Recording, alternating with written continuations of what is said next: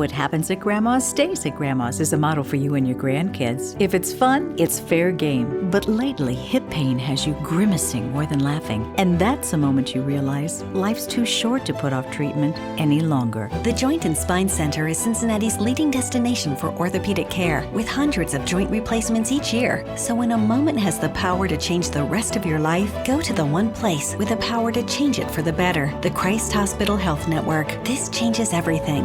The Pound This Podcast is brought to you by the Christ Hospital Health Network. This is the Pound This Podcast, episode 557, Strength Training Mistakes with Josh Garrett and Adam Neth. I want to lose weight, but I don't know how to get started. What should I meal prep every week? How do I get those sweet booty gains? Inspiration for your healthy lifestyle. The Pound This Podcast with Amanda Valentine.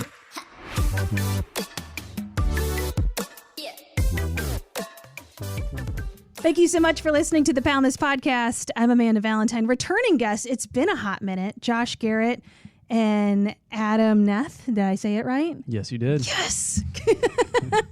What have you boys been up to?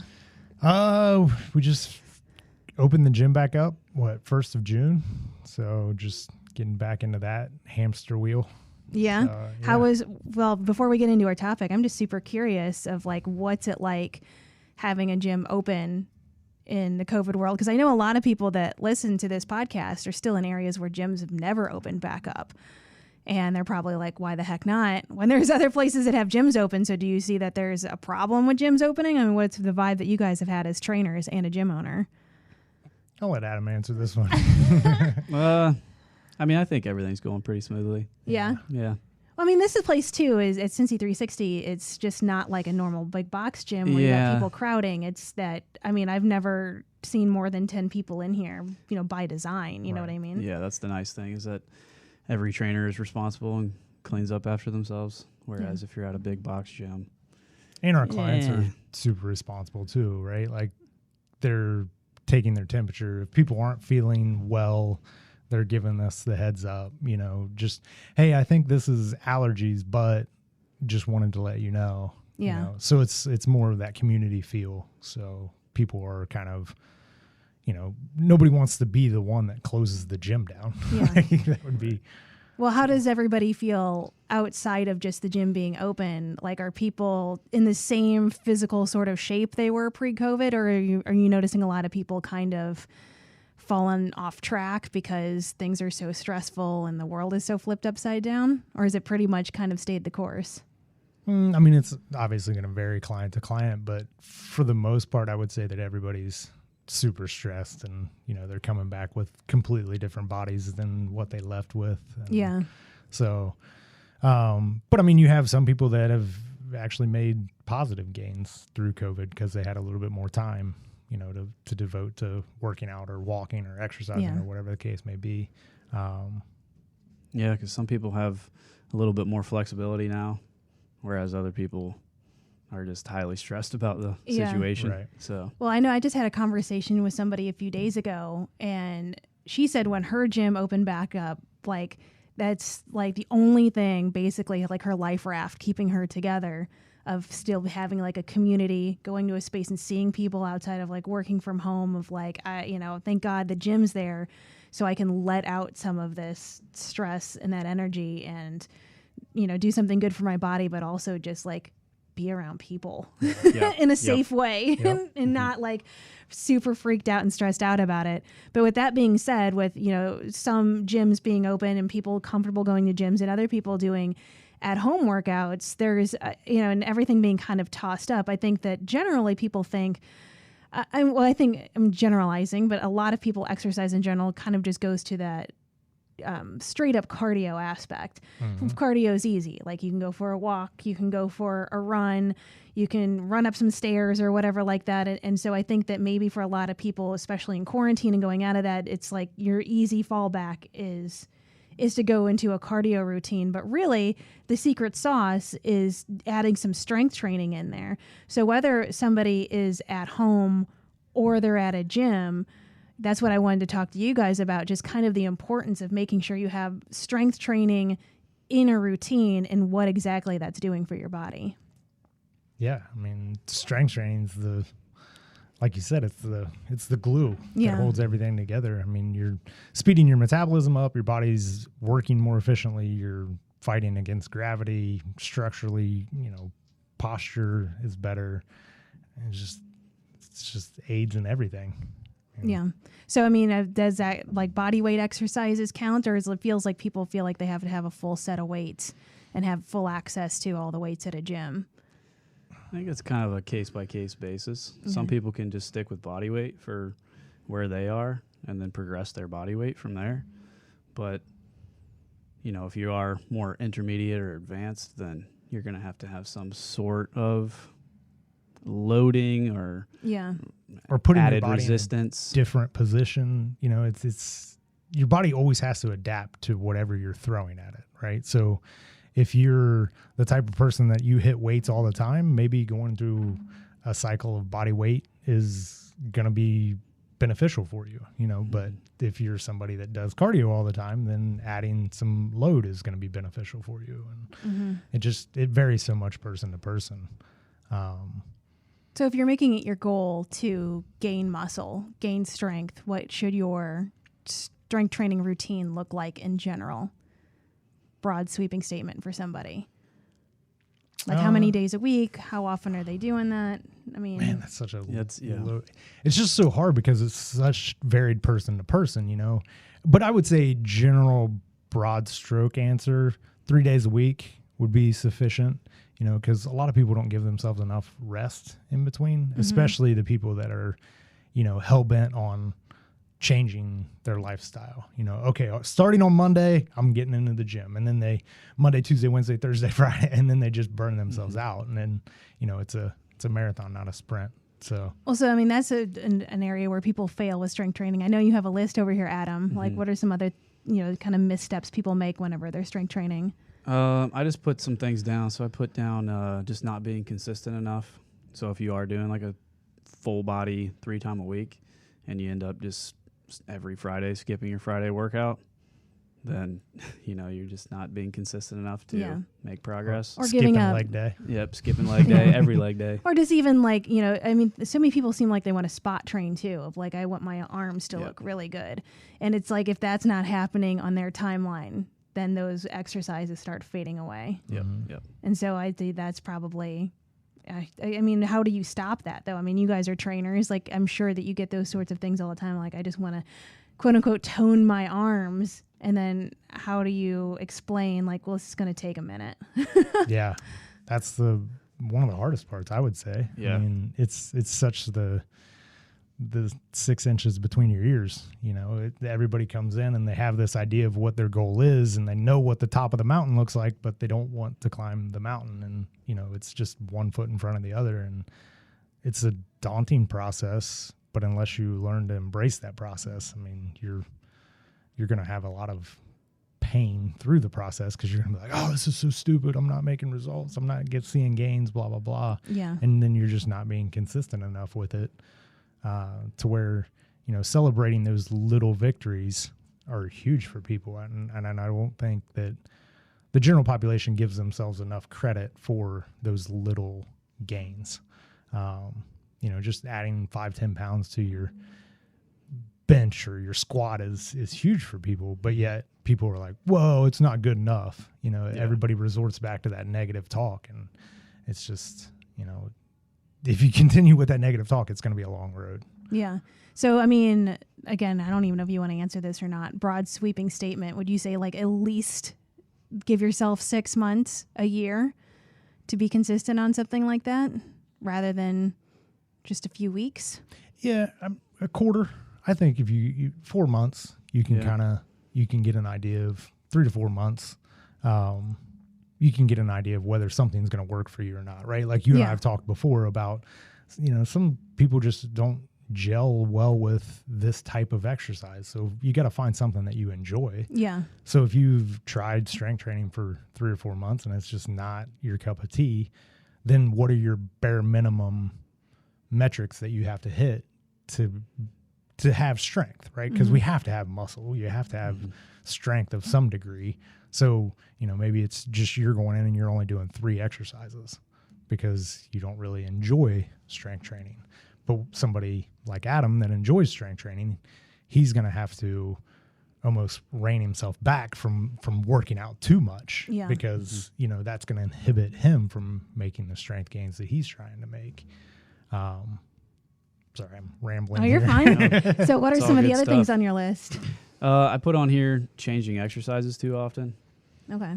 So just not becoming familiar with the exercises that you're doing. So if you want to quote unquote tone your arms or grow your arms and you're constantly changing arm exercises, then you're never going to actually get good at the ones that are going to make the most changes. And why do you need to get good in that exercise? Why do you need to get good? Because if you get good, you build strength. Exactly. Yeah. Right? Like so many people, control. They just want so much variety, and it's like you didn't even get the basics down. Yeah, we just like doing a bicep curl. Yeah. And getting in that dialed in. Yeah, you gotta build on. It's just like anything that we've ever done in life, right? Like you didn't go to school and it's like, all right, calculus, let's start there. No, you started with addition and subtraction. But everybody wants to come into the gym and they want to do the cool, flashy exercises, and it's like you gotta build on that. Well, and I think that Adam and I were talking about this before we started recording. I think a lot of the problem with that is just the internet and social media. Right. And you're seeing everybody, because they're trying to get more likes and views on their YouTube and Instagram and everything else, they're doing some of these crazier moves. And so when you're constantly seeing and you follow 15 different people and each different person is doing different moves, you have it in your head of like, these are all the things I'm supposed to do. Yep. And then I think that's, I don't really know if there's any avoiding that at this point, with especially where we are in a COVID world where our social circles are mostly online now. So I guess just being more aware of, maybe what I'm doing is boring, but it's not meant for a YouTube channel. It's like meant for you and your health. You're not doing it for someone else to gain likes. You're doing it for your health and to let go of doing cool moves because you think that looks awesome on social media. And I think you can say it, but like a lot of people like just need to feel it. Yeah. Yep. I mean, even I'm guilty of it. I like a lot of variety in my exercises. So, doing the rehab or prehab exercises, it just gets boring, and you're like, well, I don't want to do that, and then you lose focus and you don't put as much intention behind it, and but if you get ready to do a front squat, then it's like, okay, I'm hyper focused, I'm ready to crush this. Okay, knees are here. Bring that same intensity into your rehab prehab exercises, and all of a sudden, you start making gains in that area. So it's the variety, and I agree 100%. Social media has created this well, if I want to look like that, I have to do what they're doing, and that's just not the case. Yeah, if I want that ass, I'm going to have to get on a stair machine and kick backwards. Yep. And kick backwards as high as you can. Like, that annoys me to the nth degree. It's like you're just losing your core so that your leg can swing up higher. Like, it's not benefiting you. Stop doing it. Well, while we're on this topic, what are the things that you guys see the most that just like that you see people doing and you're just like, no, like why? Because that one is a total girl thing, especially on Instagram. Is get on the stair machine, kick back, look at that booty. And then get the camera angles. Yeah, right? Oh yeah. Make that ass look juicy. Yep. I would say my biggest frustration is people that are doing, and you guys were talking about this when I walked out, the too complex of exercises, right? Like, it's just check your ego. You don't need to do that exercise if you can't do the basic beginning exercises. Learn to do that and then move yourself up. And then when you do the complex exercises, you're actually going to get the benefit of doing the complex exercise because you've built the foundation to be able to do that effectively. But you see so many people in the gym that it's just like, according to science, your back should be blowing out vertebrae right now.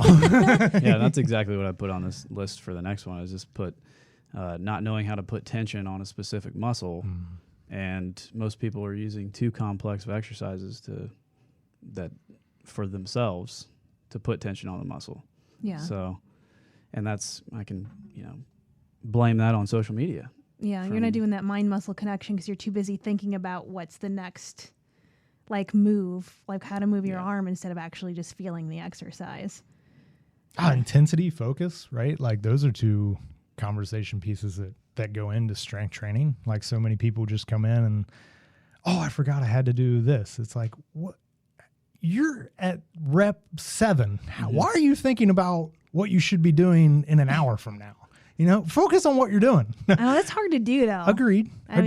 But it's again, where focus goes, energy flows. So if you're focusing on what you have to do 2-3 hours from now, you're not really focused on what you're doing. So you're not making progress.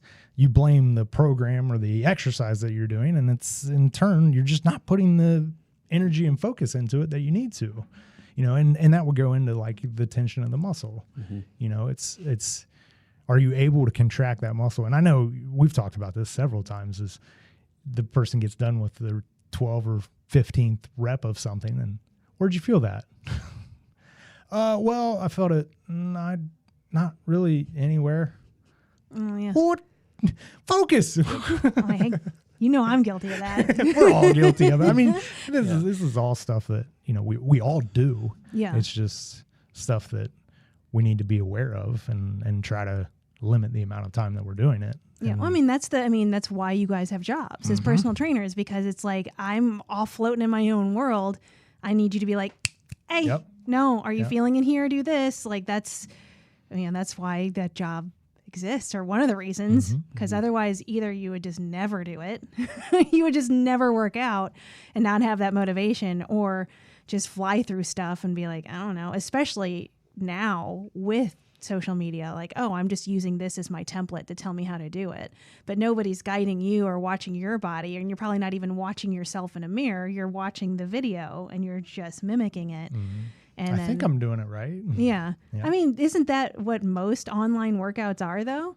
Yeah, unfortunately. Yep. I mean, so it's just the swipe workouts, The what? The swipe workouts on Instagram. Oh, yeah. Or even just 10 like exercises to swipe through. Even if you think of like some beach body stuff. I mean, I've done P90X. Like even that, like I'm not taking the time while I'm watching an online video to check my own form. I'm trying to keep up with the video. Right. And so that's where I feel like that, because that's where I felt, plus I don't know, those at-home workouts I have such a struggle with, but when I did P90X, that I would, first off, my mind would wander because I'm at home and I'm thinking about all the stuff that I have to do.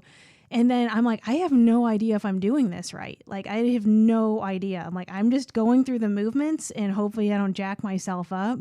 But I mean, luckily with that, it's like I only own 10-pound weights. I wasn't going to buy a whole rack. So there wasn't too many ways to injure myself, except the yoga one. They had me get in a pose I'd never been before, and I rolled backwards on my neck. And my whole neck was like, and I'm like, that probably couldn't have been good. That might have paralyzed me. Thanks, Tony Horton. That didn't sound right.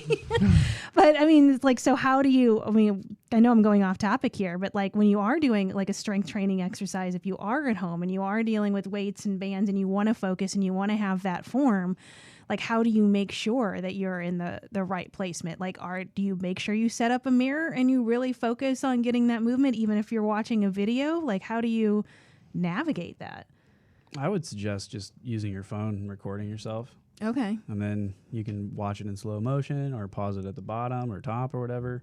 And then you can figure out, where your position might be wrong. Okay. And if you don't know, maybe shoot it to somebody that will know and be like, what do you think? You can send it to me on Instagram. Oh, there you go. Adam Neth. All right. Be careful what you ask for. But seriously, you can. I'm happy to help people out. Adam's really, like, that's one of his greatest strengths, is just knowing angles of the body, and because every body is different. Yeah. So the positioning, the setup, all of that stuff matters as to the execution of the exercise and where you're going to feel it, how you should feel it. And so to kind of piggyback on that as well, I think about the muscle that you're trying to work. If you're working your abs and you're feeling it in your lower back, then you're working your lower back. You're not feeling it. You're not working your abs, or your hip flexors or whatever the case may be. So kind of, again, going back to asking yourself once you get done, where did I feel that? And if the answer is not where you wanted to feel it or what muscle you should be targeting, then you're probably compensating somewhere. So Yeah. then you can reach out to Adam Neth Yeah.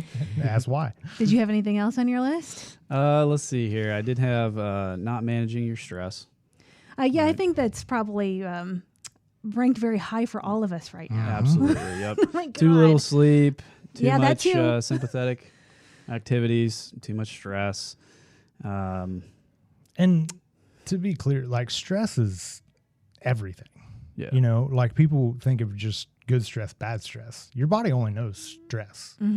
So even if it's quote unquote good stress, if you're too much of a good thing turns into a bad thing, right? Like, so if you're overloaded in stress, even though you come in and exercise is good, it can become a liability for you because you're too stressed, and now you come in and you do something that's good for your body, but you're actually stressing it even more, causing the cortisol levels to rise, and then all of a sudden you're not making gains, and you're like, I don't understand. Yep. That's what I put on here too. Is you're lifting too much or too often, you're not recovering from it, and that just kind of goes right back to too much sympathetic activities. So what would you say to someone, like, how would you know that you're too sore, that you're lifting too much?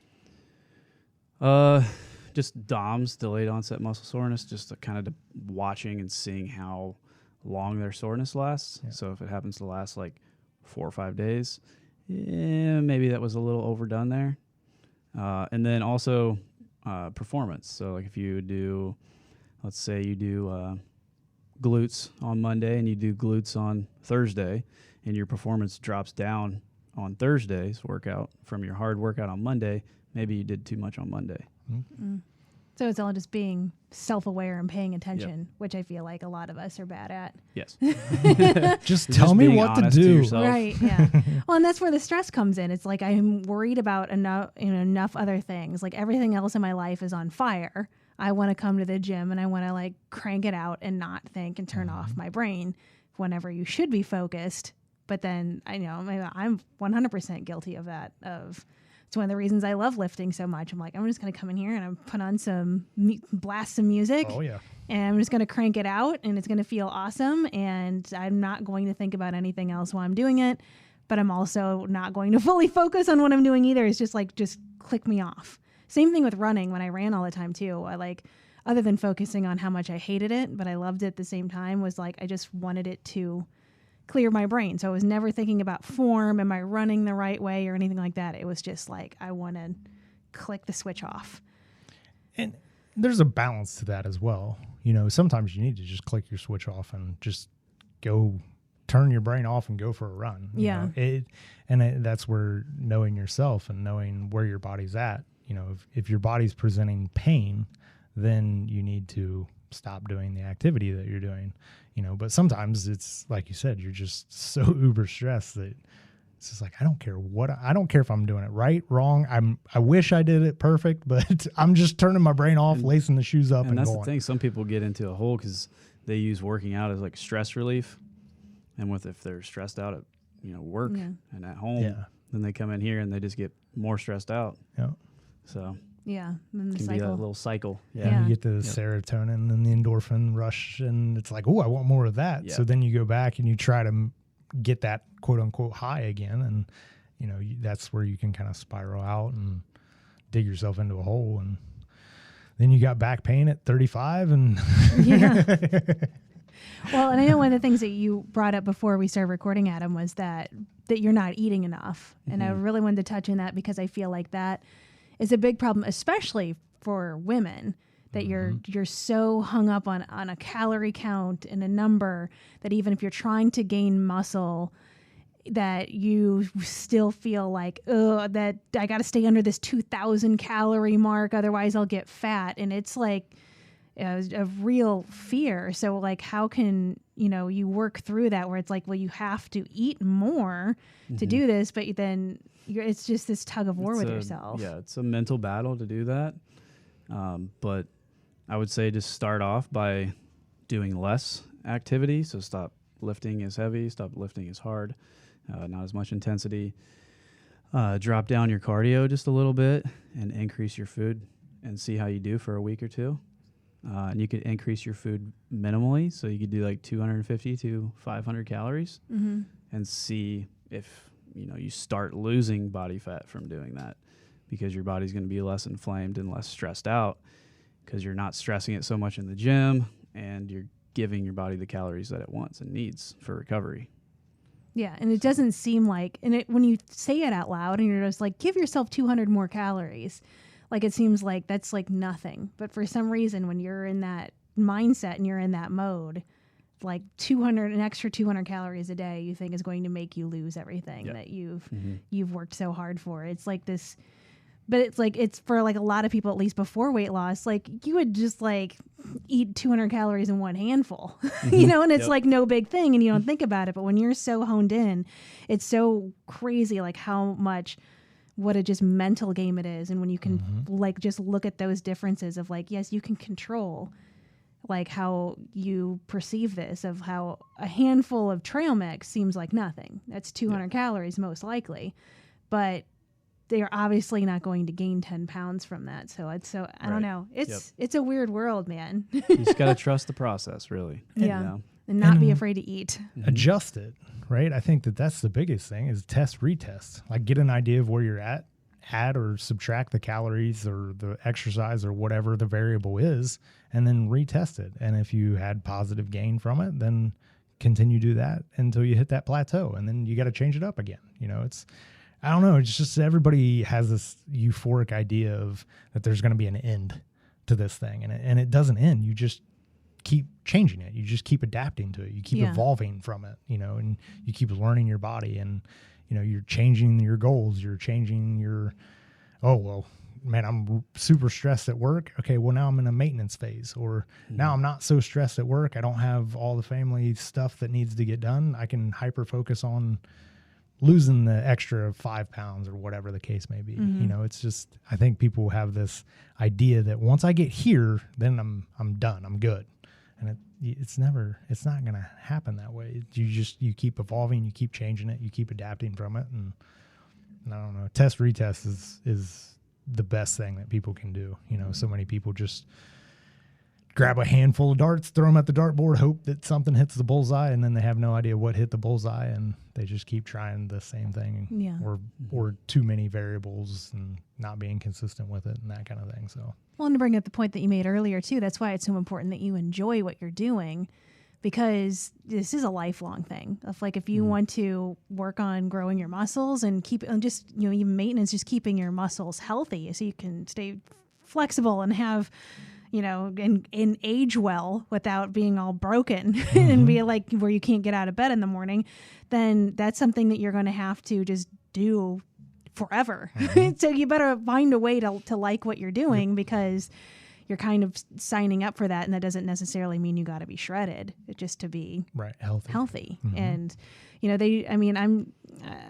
I know we're running out of time here, but and this is for a different conversation, but there's just so many studies too of just the high benefits of strength training for seniors, and just how so many issues with senior citizens just kind of just reversal of all the problems we're having by just giving them a simple strength training routine of nothing crazy. Just come to the gym for 20 minutes and lift some stuff. And that's another point, right? It doesn't have to be this, all right, bro, let's get it. 2 hours. Chalk, Metallica playing in the background, you're slamming weights. That may be what somebody needs, but that's not what everybody needs. It's all based on you and where you're starting at. And, sometimes just grabbing the pink dumbbells and doing, for the older population is where I'm going with that. It doesn't have to be this grab the heavy, max out every lift, it just.